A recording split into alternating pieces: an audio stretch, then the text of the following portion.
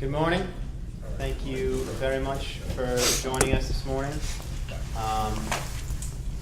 We appreciate everyone's voluntary attendance. That goes for everyone except students in my religion and politics class, because your attendance is not voluntary. It's mandatory. I'm really pleased, very, very esteemed and proud to be able to present the group that I'm presenting this morning, especially in lieu of contemporary events, current events in Palestine and Israel. It is a region that I talk about every day of my professional career, every day of my professional life. And it's very easy in that capacity, in my capacity here at Pitt, to slip into the theoretical and the historical and the very distant. Things happened at some point in time, they happened kind of in the ether, or if they're happening in real life, it's very, very far away. But these individuals here are here of their own volition to give testimony to the idea that things are happening in real time with real people every single day.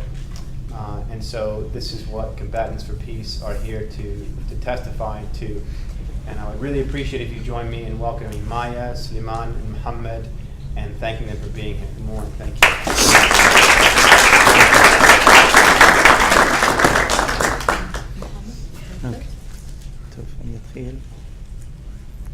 Hi to everyone. My name is Muhammad Aweda. I am from East Jerusalem, village named Silwan, and I'm the General Coordinator of Combatants of Peace, the Palestinian side. I will begin with the history of Combatants of Peace. Combatants of Peace has been born before 10 years. From the name you can hear that it's combatants because we are ex-fighters from the Palestinian side and ex-soldiers from the Israeli side. In the middle of 2005, ex-fighters from the Palestinian side decide to meet ex-soldier from the Israeli side, but the both of them was in the high level of their state. So this is, the Israeli is from the high level of the army, the Palestinian side, we were the high level of the Palestinian fighters. But the problem was where we will meet, because the Israelis can't come to the West Bank and the Palestinians can't go to the Israeli land. So it was so illegal and so dangerous to meet in that time, in the middle of shooting between the both sides, in the middle of the violence in the second Intifada.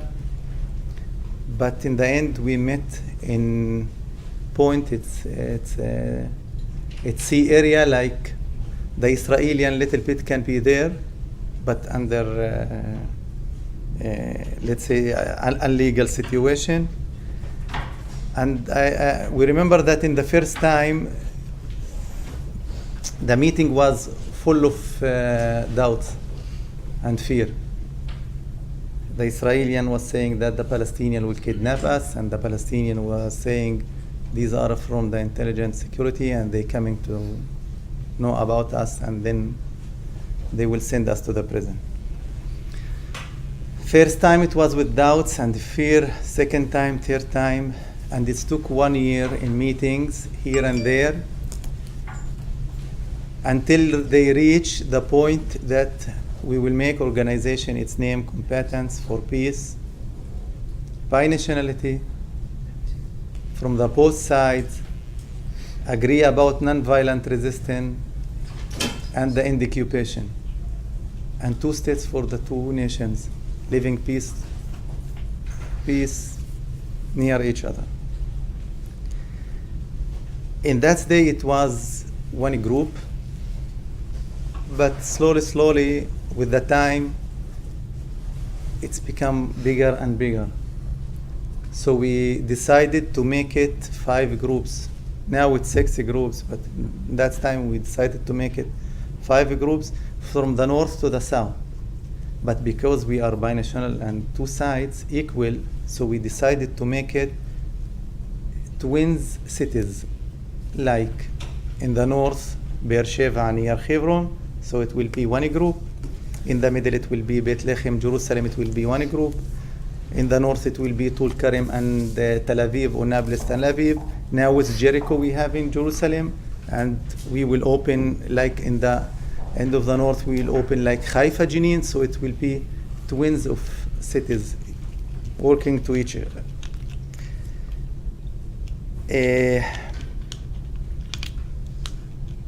Now it's open, the organization, it's open not just for ex-fighters, it's open for everyone, because in that time we believe that's because we were full of violence and we were acting in violence, so nobody will understand the violence just who was through this. But now it's open for everyone. Every group having something unique to work with it. I will give a little bit example, but it's more than what I was saying. One group having the theater of the oppressed.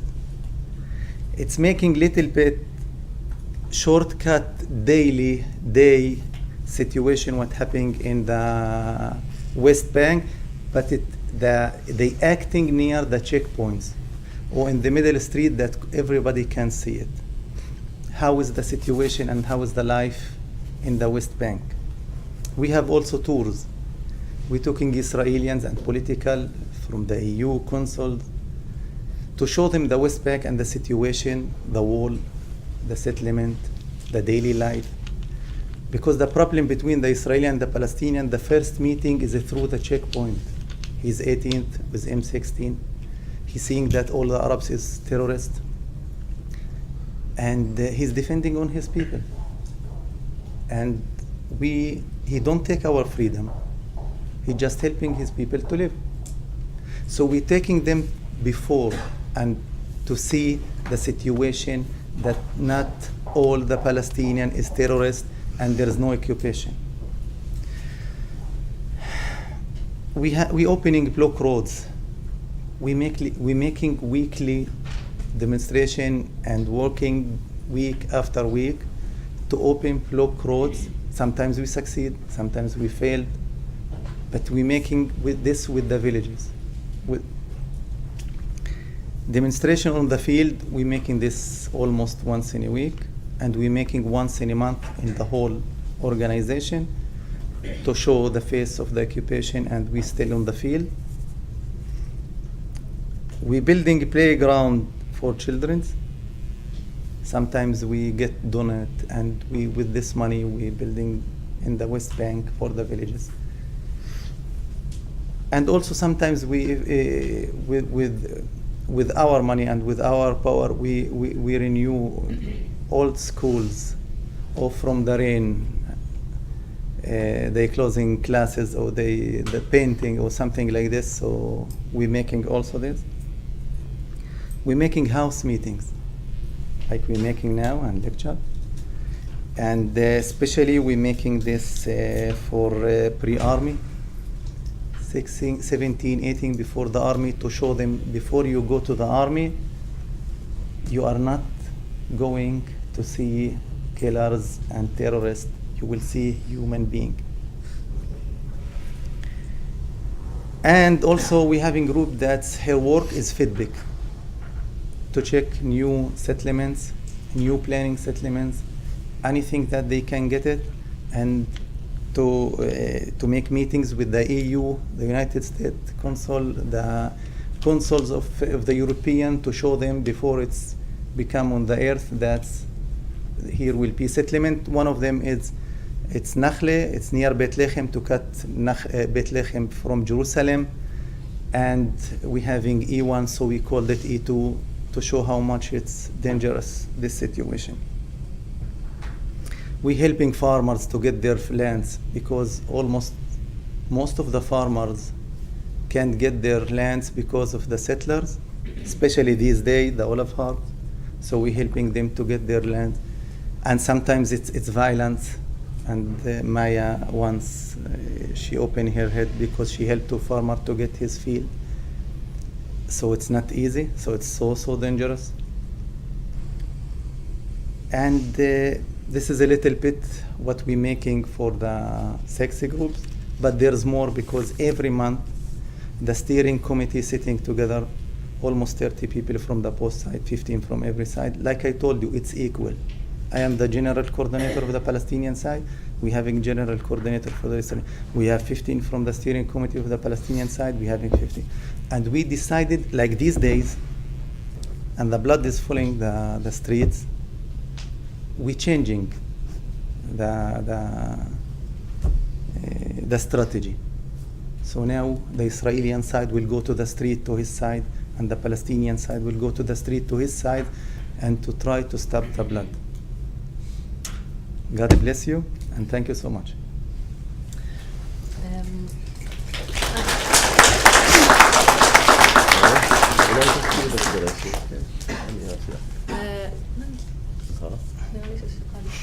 I just want to add to what Mohammed said. First of all, my name is Maya, and I'm really happy to be here. That we try in our organization to also to plan and to organize a lot of activities on the ground in the West Bank and also inside of Israel. But we try to implement in our organization the way we think that reality should be in the future after the occupation will end. Because each time that we meet and plan an activity, we try to do it bi-national, and as Mohammed said, that two of the nations will take part in planning, in deciding. So for us, it's very important. It's not a really easy thing to do. To try, for me as an Israeli, not to be the one who always decide, and for the Palestinian to take responsibility for all kinds of stuff that they didn't have a chance before. So we try to exercise this binationality every day. And another very important component that I must emphasize, and Mohammed said it, that we create a lot of dialogues, but we also want to be an active movement. So it's very important to us that's not just to meet each other and to get to know each other, and through personal stories that we will tell in a minute, but also to be on the ground together and to do something that will challenge the occupation and that will create a different reality. It can be like in demonstrations, olive harvests, and so on, and tours and all the things Muhammad mentioned before. But Muhammad said that we created small groups, binational groups, and the purpose of this groups was to enable Israelis and Palestinians to form close relationships and to build trust and to work together.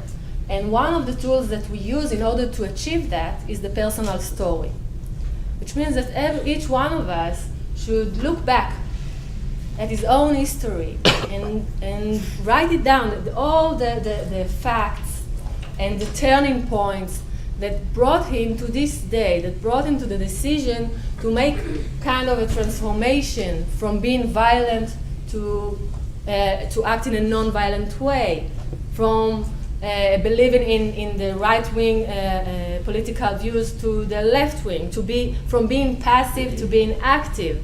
So, and then we share our story, and it allows us to connect and to build trust between Israelis and Palestinians. So I think that the best way to do that is just to tell you, all of you, our personal stories. And I invite Suri to begin. He has a much more juicy story than mine. Have more drama. He will start. We'll start. Okay. Good morning, guys, and thanks for hosting us here. Oh, actually, there is no mic. Should I stand here? You just project, like I do. Yeah. My name is Sulaiman Khatib, and I live in Ramallah, in West Bank, and I born in Jerusalem, my village 10 minutes from the center of Jerusalem. So my family historically lived around Jerusalem, so our center, Jerusalem. Where I participated in the struggle when I was 13, 14 years old, very young. In my school, politics were not allowed, and I was very active, relatively, compared to the other students, compared to my generation. And so I started with raising Palestinian flags in the school, and the electricity, we hang the flags, and in the street, and that was illegal act to do, or to write slogans in the school about Free Palestine or the name Palestine was illegal. To do any activities in the school. Through the time I became more active, and I joined Fatah movement informally when I was 14, and I had a group of 14 years old, 4 people. I was coordinating with older group that they were 18, the older group. For me, they were older. So we started, I simply, at that time, the life where I live changed dramatically because the building of new settlements that cut the historical road and the historical lifestyle between my village and Jerusalem. So we bringing thousands of new, call them what you want, immigrant settlers from Russia that even don't speak Hebrew. Because in my village, somehow everybody speaks some Hebrew also. It's around Jerusalem, and there are people used to work relatively together to certain level. Everything not black-white, but like my family would have Israeli friends. My father, he spoke Hebrew fluently. He worked in Jerusalem municipality. My football team, soccer, not the American football one. We don't like it so much. It was also I had kids from Jewish neighborhood, if you want, to Jerusalem, old one. So we don't call it settlement. It's a different thing. It's a huge thing. Yeah, how we look at that neighborhood, the old one, as normal part of Jerusalem, and they had connection to people from my village, while the new one, we look at them as colonizer. It's a different thing in the first point. So I had my team, one kid, his name Shimon, that was in my team. We play against other team, that's mixed also. But not planned, this was not planned, it's just spontaneous kids playing football, soccer, and so anyway, and so the time became changed, and the situation was building new settlements, and in preparation for the first intifada, the Palestinian first intifada. I guess you guys are familiar with the terms, with the intifada. If you don't understand any of my accent, please tell me.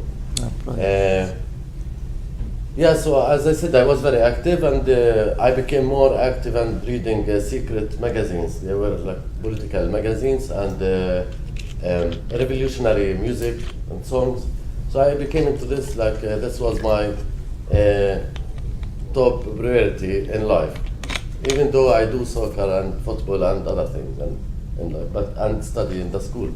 But so I moved from my family's house to my grandfather's house, old house in the village, in order to play with my family. How can I go out at night? So I need to go to my grandfather's house to sleep there, and then play with my family that I'm not there because I'm in my grandfather's house. So I start going at night with my group with to try to make homemade bombs, a small one. We try to have guns, and this was impossible. At that time, my reaction to the new settlement and to the political situation as 14 years old was just by what we call it arms struggle. Some people call it different accent, language, terms, violence, whatever. So I was also attached to military and militia, Che Guevara and Arafat and Castro, and that's how I grew up. And I wanted to be a fighter for the Palestinian revolution. That was my thing. So I didn't stop with the throwing stones. So we did make cocktail Molotov cocktail, I don't know the correct one. Always I have mistake with this. And then I wanted to have guns in order to use them in September. That would be Sabra and Shatila. I saw a picture here somewhere. Massacre in Lebanon. I was very young when this happened, but I saw it in the TV. And this, for me, it was very hard. And I wanted to use that day to take revenge. So I need guns. So me and one of the other group, the older group, 17 years and a half, his family house was demolished by Israeli army under the excuse of being illegal.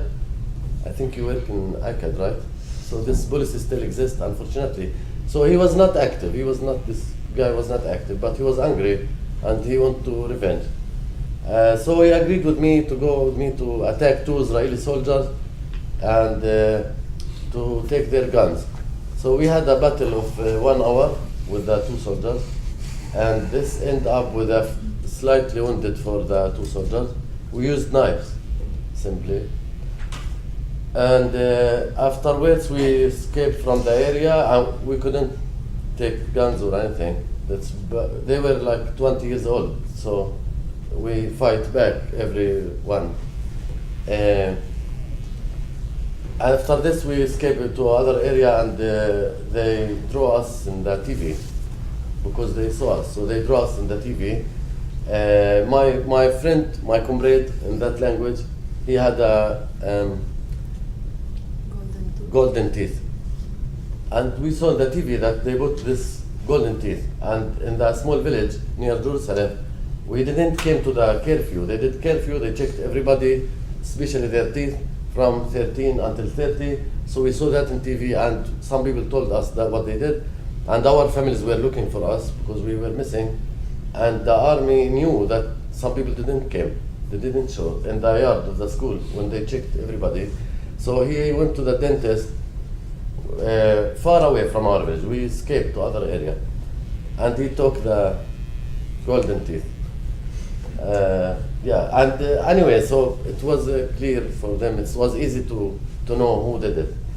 It was a big drama in our area. You know, the army came and they were looking for us, and a lot of army ambulances and helicopters and all that. After a few days, we came back home, and so they came and arrested all my group, both groups. My group, 14 years old, and the other group, 17, 18 years old. Yeah, and at that moment I was 14 and a half when I entered the jail. It's a military jail, so the law is different than for Israelis.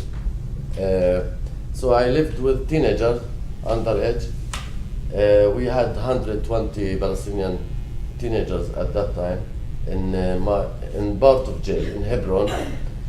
And then I was going to the military court a few times, and in the military court I became 15, so they sentenced me 15 years. My friend became 18, they sentenced him 18 years. 18 years in jail. Of course, in the court, it's a military court, there are 3 judges with a uniform, and there's a lawyer. From outside is a court, but in reality, it's a lot to do with politics and challenges. So for us also, we don't see them as a legal thing. So you have to fight, to shout at the judge, because they tell you to say sorry, and you basically give a political speech in the 5 minutes that you got against the judge. Anyway, so from there, I was very active in jail as well. In jail, we were a very organized community of the prisoner. It depends which party are you. I was at Fatah movement. Everybody come to the jail have to decide which organization he belongs to, or he want to live under them, because of the cultural part, the competition between the organizations also. So if you were Popular Front, that was the second organization. Me, it was a communist. So you learn about, in their programs, they teach about Marx, Lenin, communism, and Soviet Union back in days. And in other organizations, depend which organization you belong, we control the informal education to the members of each organization. And we had the structures, we had organization, we had a financial committee, a cultural committee, a struggle committee that include every organization. The struggle committee is the one that run the conflicts with the Israeli administration, and they will be representative of different parties, Fatah Popular Front, Communist Party, and Democratic Party, and so on. Everyone had one representative there, except the majority organization, the spokesman belonged to them. That was the arrangement. So we basically, we don't use violence in jail for practical reasons, and we do a lot of hunger strike, food hunger strike, to improve our daily life in jail, because we have to ask for more food or books, or to bring books through the Red Cross, or to stop torture, or all kind of demands in jail. We give them 30 demands, and they, in the end, after the hunger strike, we always succeed. When they agree on most of our demands, we stop. So my first hunger strike with other prisoners, I was 15 years old. It was for 10 days, no food at all. You just drink a lot of water and salt.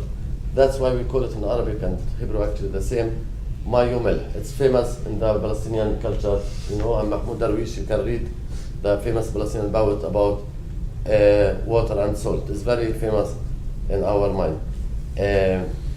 Of course, you choose to join the strike or not. It's your choice to join the hunger strike.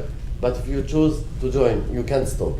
There is a committee, and they decide what to do, and you have to go with the group. It's a lot of challenge to your physical needs, of course. It's not easy, and we don't want to die. Our purpose was to improve the conditions, the life. My hunger strike, the last one, with 4,000 prisoners in all jails. We coordinated with all jails, and we asked for like 35 demands for improving the life in jails. It was for 17 days.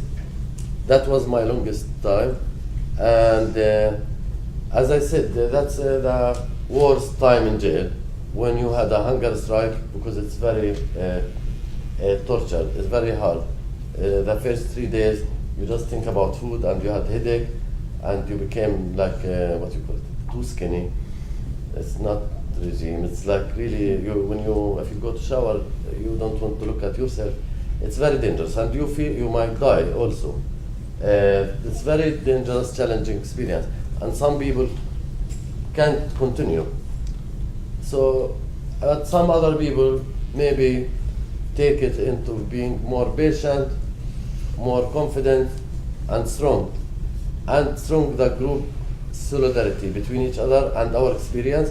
And this is our way, and in our language, this is our weapon to win the battles that we run with the administration, the Israeli police. And we usually win that. And that's how I got into nonviolence, through practical experience. And we done that, as I said, a few times. And the coordination between jails, as I said, we had committees, and we write on a toilet paper. We write letters, and we rule this. It's actually not language, normal language. We use a Shifra code. I don't know what you call it in English. Code. Nobody can read it. Just encryption. Encryption. Good to know. Thank you. Yeah, and we rule this, and we cover it by plastic with fire. We call it capsula in Arabic. I think it's in English too. And then when we need to coordinate with all jails and to coordinate with the outside, especially with the university. And I forget to mention that prisoners basically are students, mostly young students. That's the prisoner. So we, and then when they transfer prisoners from jail to jail, they put it in their mouth. We take like 5 capsules in your mouth, and then they check you when you go to other jail, and they put the handcuff in your hands behind, and I don't know what you call it. Yes, but if they ask you to open your mouth, you have to swallow it immediately. You can't give it to them under any condition. So I lived through like this hard conditions, and it's not easy to pass these conditions, and many other stories, but because of the time, coordination with outside. We don't have internet or telephone or anything. So when we visited our families every 2 weeks or every month, you can't shake hands, but you can touch your fingers or your lips. So yeah, I will put it here and kiss my mom in mouth, and she will take it under her Palestinian dress somewhere. She had a folklore dress that it's easy to hide things. They use it for money, moms, but you can use it for this as well. And of course, like the police knows about what I'm saying. It's not secret. Sometimes they close their eyes. Sometimes they have to check to catch you. Anyway, in the end, I studied informally in jail, Hebrew, English, and history, and of course we studied about Mandela was in jail, and for Palestinian prisoners was important, inspiring person, and we inspired by him, and for us was a very important personality in history. So it's not just a practical experience. We read about Gandhi and Mandela and the civil movement in America and other conflicts. And of course, we study about other style like Che Guevara and other. So for me, like nonviolence became a moral system than just practical reasons. Yeah, and of course, when I studied Hebrew also, it was learn your enemy's language. Like the Israelis that knows Arabic, many of them, they know it either from the army, either from the security, and that's the truth. But this sometimes changes you because you can read from the other side, because we control what prisoners read. We are the prisoners. We are the organizations. You can't read what you want. You have to go through a program so you don't change to other organizations. This competition exists, or nothing happened with you like brainwashing or anything. So we're careful. We don't take any books from the Israeli. So we were aware of the brainwashing policies. So as I said, I studied also, I studied our history, Israeli Jewish narrative as well, and I watched a documentary with other prisoners about the Holocaust, for example, and maybe it's strange, but as a matter, like as experience, all my room were watching when we turned the light off, and they were crying, and that's maybe strange to hear that because we are in jail, but this is really not for propaganda or for anything. We are together in the room, 10 people. Every one of us was already 10 years in jail, 9 years in jail, 15 years in jail. And people were emotionally moved and feeling bad. After 5 minutes, we have to turn the light on of the room and ask the police from the door to bring us a hot water to make tea, which is Israeli police. So not easy experiences. But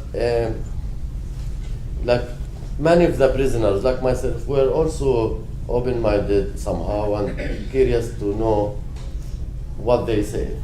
Let's say like that. And of course, if you are like a revolutionary mindset, you will think out of the box and think, and just to see what the other side of the conflict saying, and so on.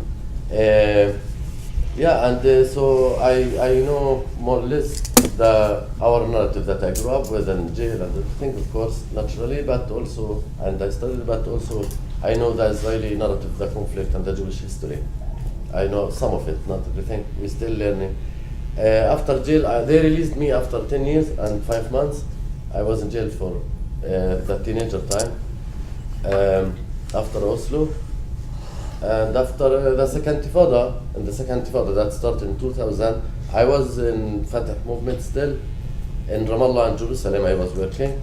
And the second Intifada, some of my friends, they back to fight again. And some of them is not really big ideologies, some yes. It's like now, when the frustration happened and people are emotional and the situation again, Intifada environment and the negotiation field and all that, some people just join again.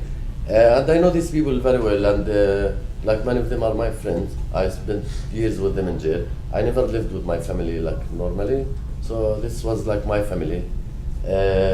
We grew up together, so I have coffee with these people and trust and history and that's not easy, because for me personally and some other people that were with me in jail, we thought that we non-violence is the only way for us, the Palestinians. I'm not talking about negotiation; it's a different thing. And this is the problem that many Palestinians don't differentiate between negotiation and non-violent struggle. It's two different things. Anyway, so through, like, to make it quick, I joined some non-violent demonstrations in the second Intifada, and of course, like many other people, I seen a lot of my friends got into jail or wounded or killed, and so I lived through the daily life of every Palestinian West Bank, simply. Afterwards, I personally, with other people, okay, the situation was like this. Israel had more power, so they will attack through using air force, let's say, sometimes, or missiles, whether in Gaza or Jenin camp or in Ramallah where I live. Palestinian groups will send somebody to die and bomb in Tel Aviv. And this circle was, without comparing, it was really, at these days now, just reminding us of that circle. And of course, every side have their own excuses, if you want, and reasons. So me and some people, we published in the Palestinian newspaper that we call for non-violent intifada.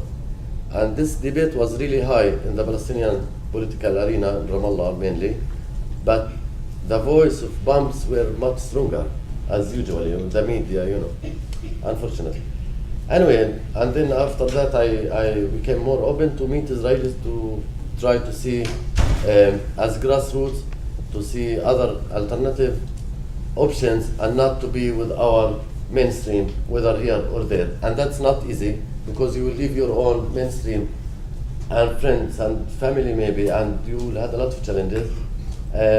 2004, I was chosen between 4 people with 4 Israelis during the Intifada, when Arafat was in the Muqata and the siege for a few years, and the situation was the worst in maybe during the conflict.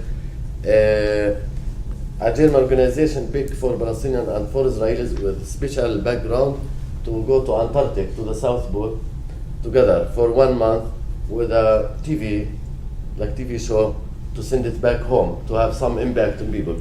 And of course, we had some friends, they were also shouting and fighting, and it was not easy to accept the suggestion. Maybe in personal level, I would like to do the adventure, of course. I got this trip to Antarctic after jail, where I traveled the world through books. But political-wise, Arafat was in the siege and the problem, so we had to take his blessing. So we met him, and he supported us to go to Antarctic. Mahmoud Darwish, cousin, was the leader of the Palestinian group, and we spent together 1.5 months with Israelis climbing in Antarctic and living together, with also debates or arguments all the time. But sometimes we have to work together. There's no other way to survive there. It's a very hard condition. And from then I became really like a big believer that the only way for change is, if you want, struggle together, work together. There is no future for one side alone. We both love the same land. We both belong to the same land. Differences exist, but this colorful, that's the typical historical area of what you call Sham, Levant. This is Levant for me, historically. It was never one color. It was never for one group. And it's not easy what I'm saying, but because my family, after we established Combatants for Peace, I was one of the founders. That's where you meet your real enemy, like officers and pilots. Not easy. For the Israelis, for them, also all the stereotype about us, about the Palestinians. Not easy to meet Palestinians, ex-prisoners. So for both groups, it was really a long journey of crossing the red lines. We grew up with a lot of red lines there, of religion and culture and psychology, and the enemy is not a human. So that's not easy things. What I'm saying now is not what I said 10 years ago. So it's a long journey to build the trust and to understand each other's needs and feelings. And the end, as I said, since then I'm personally, through Combatants for Peace and other forms, I totally ally, if you want, even during the hard times, during the Gaza war. We don't have screen to show you a little film, but you can go to our website or Facebook, or we can send you. We did demonstrations, anti-war demonstrations in Tel Aviv and Jerusalem and Beit Jala together with the Israelis that don't want a military solution. And that's why combatants will be started out of ex-fighters, out of personal experience with the war, saying that we don't believe in a military solution. There is no military solution for our conflict. Israelis are there, Palestinians are there. How many could you kill? And how long the time will take, and the blood will be there, unfortunately. So we decided to take our destiny in our hands, simply, and not waiting any politicians or leaders, with my respect, or not respect sometimes, to make change there, because some people benefit from the ongoing conflict, whether Palestinians or Israelis, of course more on the Israeli side because we are not equal, and or from the region or from the world. And I see it here, even in America, how many people involved in the conflict. The most extreme settlers in Susia, south of Hebron, are Americans. I mean, it's ridiculous that for us, the people that born there, that originate from there, how can we eat this? You come to our place with more right. So what we struggle for, I personally have zero problem with the people that have connection to the Holy Land. I'm not religious. Personally, I came from a Muslim family. I'm personally not religious. But I also have the same connection to the land where I grew up and where is my family from. And I think once we respect this spiritual belief to the Holy Land for Jewish and Palestinians, because Palestinians are Christian and Muslims and none, then I think the practical solution will be much easier. Thank you.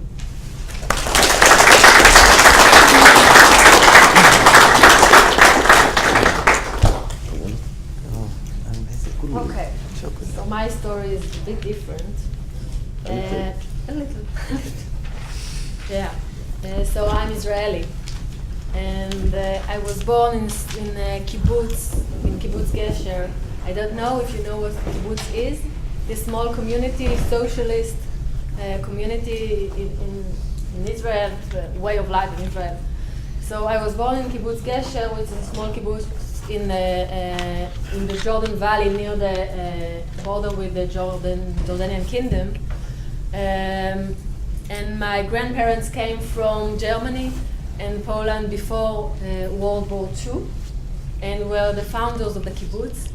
So I grew up in a place where it was very important to serve your country, to work the land, to protect the borders, and to be real Israeli patriot and Zionist active citizen. And this is what my environment was. And near my kibbutz there was a small there was a small village, used to be a small village called Jisr. Jisr in Arabic, it's like Gesher, the meaning is bridge in English. And nobody ever spoke about the people who used to live there.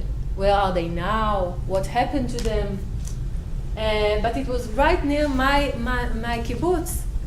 And at the same time, it was very clear for all of my community that there should be some kind of a political solution for the conflict between Israelis and Arabs. And it was very clear that there should be a Palestinian state near Israel. But nobody talked about the real people, and I never met any Palestinian back then. I think it was a big contradiction that I wasn't aware of. But as all young Israelis, it was very important to all of us to grow up and go to the army and do our military service. And it was very important to me as well. I wanted to be an officer, I wanted to be a pilot even. And we go into the army at the age of 18 or 19. But before that, In 1995, I went to a big peace demonstration in the middle of Tel Aviv. It was a big demonstration of all peace movements and the left party all the parties from the left side of the political map in Israel. And the Prime Minister, Yitzhak Rabin, he was the Prime Minister back then, he gave a very important speech about peace and about what will happen between Israelis and Palestinians and the Arab nations. And in that demonstration, he got murdered.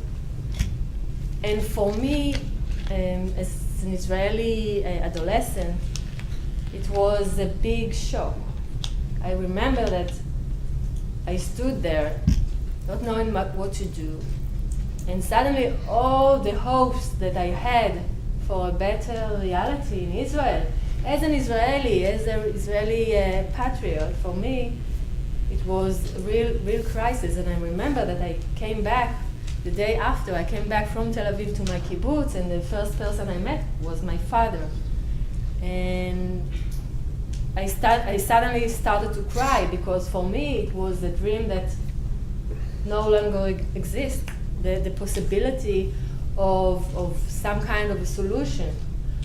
And I think this was the first time that I started to think that something is going really wrong in my country. And suddenly I started to open my eyes for things that I wasn't aware of. But it took me a while, and a month later I joined the army, and I served in the north of Israel, near the border with South Lebanon. And my job was to give all kinds of radio communication services to the IDF units in South Lebanon, and it was very important to me. And also part of my job was to look at the screen with video transmission that came from drones who used to fly over the South Lebanon, and I could see people and cars and bombs falling out of the sky on cars, and people get killed. But it was very silent. You know, it's only video, and I watched it for hours and hours. And I really believe that this is what I should do. This is the only way to protect Israel, to protect its borders, to create a different reality. Even though at the same time it was clear to me that I will, promote the two-state solution and so on, but the violence was a real part of my personal life as an Israeli. And when I got out of the army, I went to the university, and afterwards I went to live in Paris and to work with the El Al Israeli Airlines as a security agent. And my job over there was to secure Israeli flights. So I used to meet people who came to the flight, to check into the flight, and then interview them or interrogate them in order to create some kind of a profile to see if they are terrorists or usual people who can go on the plane and not put some kind of a bomb in it. And it was a very specific job, because what I used to do is I used to interrogate people like Suleiman and Muhammad for an hour and a half, ask them very humiliating questions, very personal questions, in order to find out if they are terrorists or not. And I never stopped and asked myself, well, is there another way to secure Israeli flights? But when I came back to Israel, I went back to the university, and part of it was I used to work as a psychologist in a hospital in Haifa. And I had one colleague, and she was Arab, Palestinian, Israeli, Palestinian who lives inside Israel. And she asked me, what did I do before I came to the hospital to work there? And I told her about my job in Paris. And I remember she was shocked, and she stood up and she stood in front of me and started to yell at me. That how can I do that? How can I do such an humiliating thing to help people? And how me, that I am friends with her, didn't stop to think what is doing to her people and how humiliating it is. And I must say, I really didn't understand what's the problem, really. It took me a few years later to understand it, and then in the year 2011 there was a big social rights uprising in Israel, big demonstration in that summer, and all the Israeli public demonstrated for human or civil services, and for the state to take more responsibility about all the kinds of services it gives to her citizens. But nobody talked about the Israeli-Palestinian conflict. It was a protest inside of Israel. And at the end of this summer, I decided that, well, I have strong opinions about what's going on between Israel and Palestine, so maybe I should do something about this, because the conflict is very connected to the situation inside of Israel. And also, I said to myself, okay, Maya, you talk a lot, but you never met Palestinians, so maybe you should do something about it. And then one of my friends told me that there is a movement called Combatants for Peace, which is a joint Israeli and Palestinian movement. And I went for one activity, and the activity was to build some kind of a garden in a small village called Yenun, south of Nablus. And I remember this was my first time that I crossed the green line to the occupied West Bank intentionally. And I was terrified. I thought I will be killed on the way.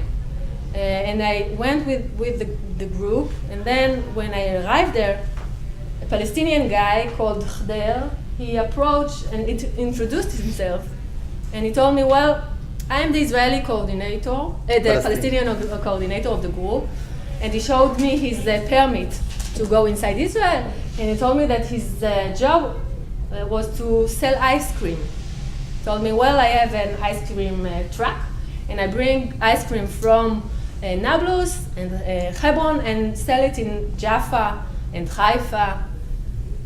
And I was terrified. For me, it was the most strange thing that I could have heard. So I backed off and got on the bus and sat in my chair, and I couldn't talk. And I was very embarrassed because, the guy only told me that he sells ice cream. But for me, it was very, very strange situation. I didn't know what to do, how to react, what to say to him. Is it okay to talk to him even? And I was very embarrassed because I never thought I would feel like this. So it took me a while, and the second activity I joined was Olive Harvest. Again, Israelis and Palestinians from Combatants for Peace went to help the villagers of a village called Jalud between Nablus and Ramallah.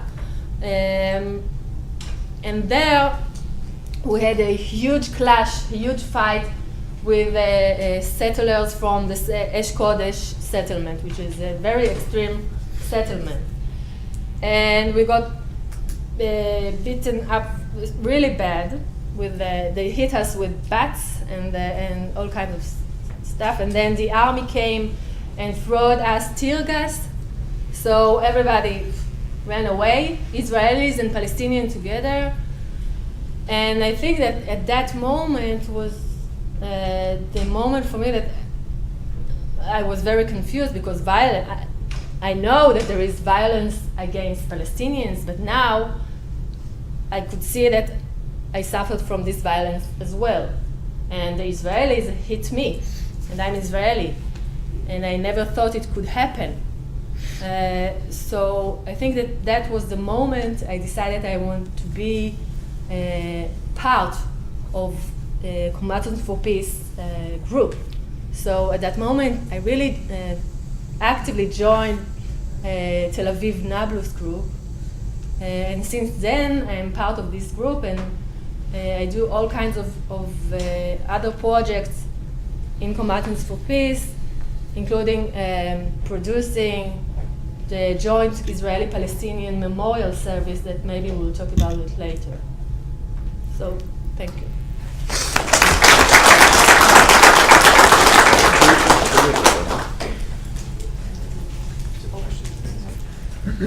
We have a good, so first of all, thank you both very much, Suleiman and Maya, for your testimony. We have about 20 minutes of the room left, so I don't want to take too much time by blabbing on. You'll hear plenty of that throughout the semester. But any questions for any of our guests this morning? Any points of questions? All kinds of questions. Please feel free to say whatever you want.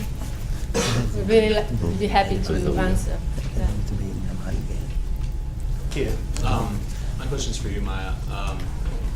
When you meet a person who wants to join Combatants for Peace and they feel that fear that you first felt when going into Palestine, how do you help them reconcile that? Okay. We take a few maybe comments and questions, and then we will comment on that. Next question. Anybody? Everybody okay with us? Yes, sir. Jeff?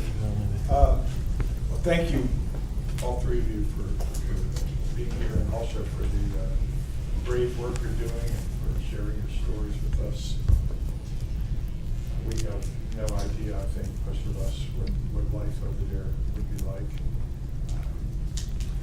But I have been over there a couple of times and have been active in the ICAN movement for peace and against house demolitions. But my central question is, and you didn't talk much about two states, but I know that from your literature that you believe in two states. Yeah. Correct me if I'm wrong. No, I say it in the beginning. Yeah, you Two did states mention living to each other. Two Yes. states, and you mentioned it also Yeah. briefly. But the kind of work you're doing, which is so admirable, and for all these 10 years, things just keep getting worse for the Palestinians. And the racism amongst the Israeli Jews keeps getting worse. And the government keeps getting worse, and the repression keeps getting worse. And I wonder if the kind of work you're doing, building schools or creating gardens or helping in the olive harvest, isn't a kind of playing into the hands of the Israeli government, because they don't care about, in my opinion, about a few schools or a few gardens or a few Palestinians and Jews working together. They just want what they want, which is complete control of all of the land, which I think they already have. And so I'm wondering. I'm sorry, can I stop you there? Because we Yeah. want to be concise and get as many All people right, involved. so Yes, Is that I okay? understand the question. So Yeah. it's like counterproductive in some ways, because you're not fighting, and two states, I mean, who can have two states now? Okay, so you have two questions regarding one, our connection to or our influence on the policy makers, and also is the two-state solution the valid. only solution we think about? Or isn't it a gone? Okay, possibility? no Yeah. problem. Yeah. One more short one, please, and then we'll do the three. Go ahead. I was hoping you would talk a little bit more about the difference, the important difference between a nonviolent struggle and negotiation that you brought up before. Great question. Can you repeat that last question? The question, the difference between nonviolent struggle and negotiation, as Suleiman mentioned earlier. Okay, so those three, shall we take? In any order.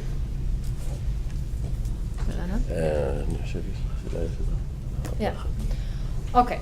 So I will address your question. It's a very good question because I think that most of the problem is that people have a lot of fears. They don't know. Israelis don't know Palestinians. They never get to meet. And Palestinians, the only Israelis that they know are soldiers or settlers. So when people from Israel come to me and want to join Combatants for Peace, or even to try to figure out what it is this organization, so what we do, we invite them to a small activity, not really big. And in each activity, we tell some kind of personal story. We allow people to connect to other people. It's not only, we will go to demonstration and that's it. My Israeli friends, when I invite them, I will introduce them to my Palestinian colleagues and allow them to speak. This is one thing that we do, and the personal story is very important for that matter. And also, from our experience, when we do stuff together, the fear is going down. For example, if I have now to pick olives together with a Palestinian that I never met, the mutual or the joint labor that we do together is the most effective way to stop being afraid. So this is what we do. Also, the tours that we spoke about them. When you're inviting the Israelis to tours to see them the West Bank, a little bit you're taking from them the fear that's to get in alone, and then they will judge if they want to continue or they will say for you it's enough for me. Thank you. Just a quick comment about one state, two state, three state. In 2005, when we wrote the agenda for Combatants for Peace, after a year and a half of talks, even not about one state and two state, that was obvious in that time. The majority were talking about two state. There was more hope than today. I agree with you. Today the situation is different. So to make the slogan, this that you see here, or the logo and anything, this was like a 1 year debate. Is this a politically balanced already or not? No, this is anti-feminist style, because this is in Arabic and Hebrew male language. It's not. We are from Middle East. What can we do? And in every small thing, this can take years.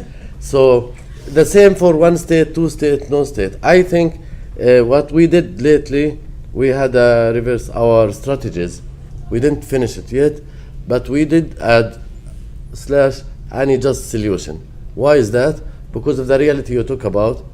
Because it's true. In the reality now, less people leave combatants. I'm talking generally, even politicians, even the BA, the founders, the father of the two-state, Abbas. You heard him in the United Nations, I guess, everybody. So it's unfortunately something from the past.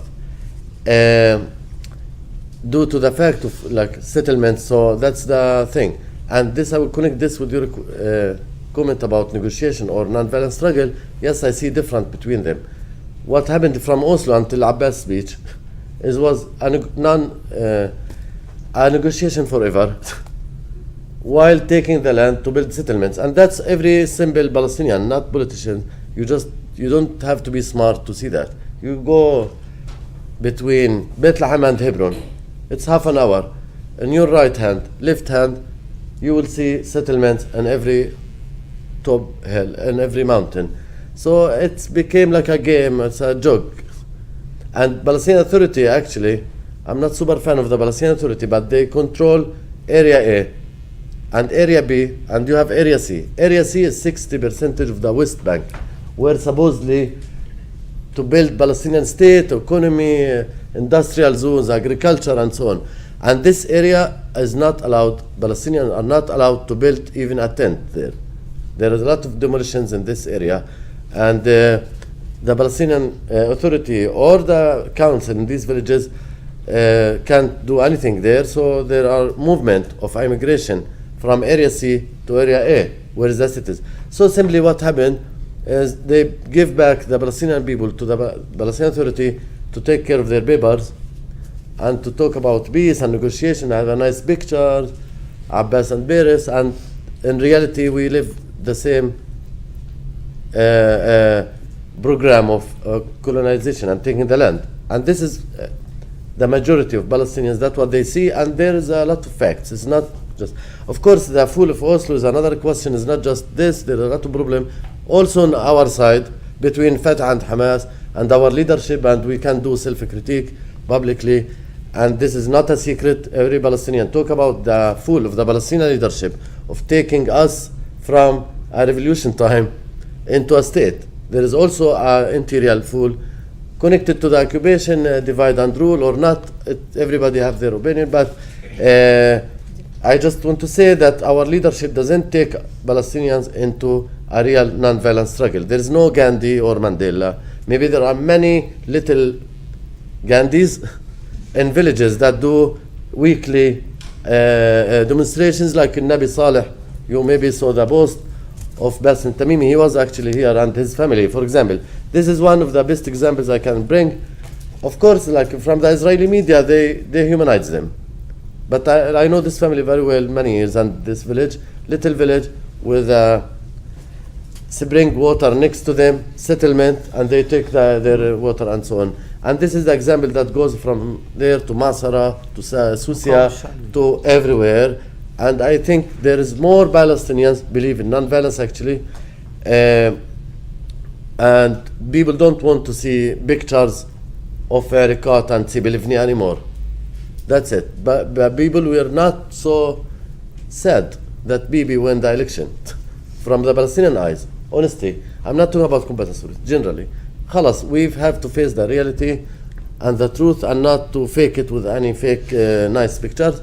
And at the same time, Palestinian, maybe my wish and what we try to do with other alliances, we work with other people in the ground, with other communities, with our groups, whether Israelis or Palestinians. And for us, our model, we prefer a joint work, Palestinian Israelis together, because that's the way how we see it, to transform the Palestinian anger and frustration now, especially these days, with no peace negotiation, with no hope, into non-violence action. I'm not worried from the future. If you ask me personally, I'm optimistic with all the complex. In the end of the day, the system will change, and we can talk about this in the end of the day. As what's important for us, you can deny the existence of Palestinian people for like how many years. In the end of the day, we are there, and what we say, they physically can do a lot of things, but it's very important to mention a principle that exists in our culture since the British Mandate,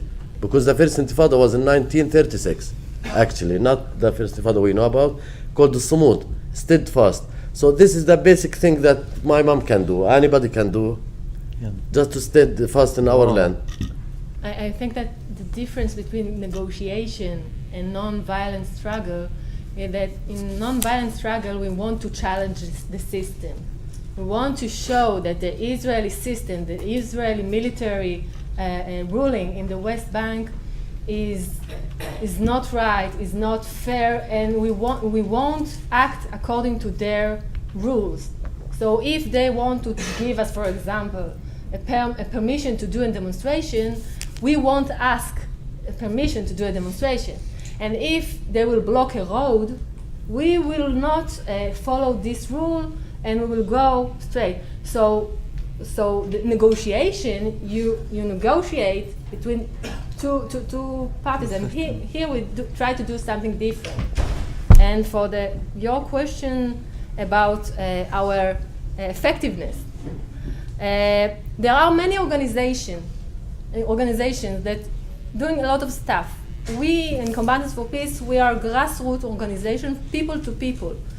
There is some kind of a fantasy that we will be able, or if there will be the perfect leader, the perfect government, then things will start to change. But we believe that the real changes, and we know it from history, came from people to people action. So we try to rise or to strengthen both societies and teach them how to protest or how to take responsibility and affect their own government. So this is what we do on the ground between two nations. There are other peace movements that approach directly to the high levels in the administration, but this is not our job. And also, I believe that we try to create binational communities that will live together after the occupation will end. So we have close goals, but also far ahead goals. So this is our area of expertise. And personally, I believe that this is the only way to create a real change. As we saw in South Africa or here in the United States, it wasn't, above the people, it was by the people themselves. So this is, I think we have time for maybe one more very punctuated question, very short question. Connor. What do you think the biggest difference in overcoming, I guess, for both sides? Do you think the biggest struggle is kind of bridging the differences in religion or bridging the difference in national identity? Which is the hardest one to sort of, close the gap between? ما أخي؟ شو الفرق؟ لا لأنه اللي أقوى الديني ولا الوطني. تدخيلي. In my opinion, it's both of them. It's and many other reasons. It's not only a land dispute, it's also different cultures, but the common ground is the basic needs for for each of the people. The need for security, the need for self identity, and the freedom to practice your own culture. So I think when you ask people in Israel, they will say, well, we own the land, and well, the Jewish people need a safe place to live in, and well, we want to create our own culture and to express it to the outside. And I think when you will ask the Palestinians, you will get the same answers as well as basic everyday needs that most of them don't have compared to the Israeli side, I must say. This is my opinion. I will give you another answer. The intifada that's happening today in East Jerusalem, it's not a political and it's not religion. It's a social. So everything is connected to the Palestinian. No organization, any organization now it's working in East Jerusalem. They are not from the West Bank. They don't have government. They don't have any ID.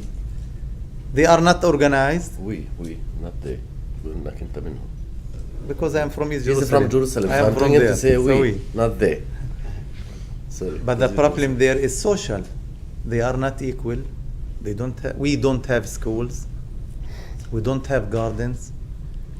They demolishes our houses. I am from Silwan. They demolishes our houses day after day. We don't go to pray to our mosques.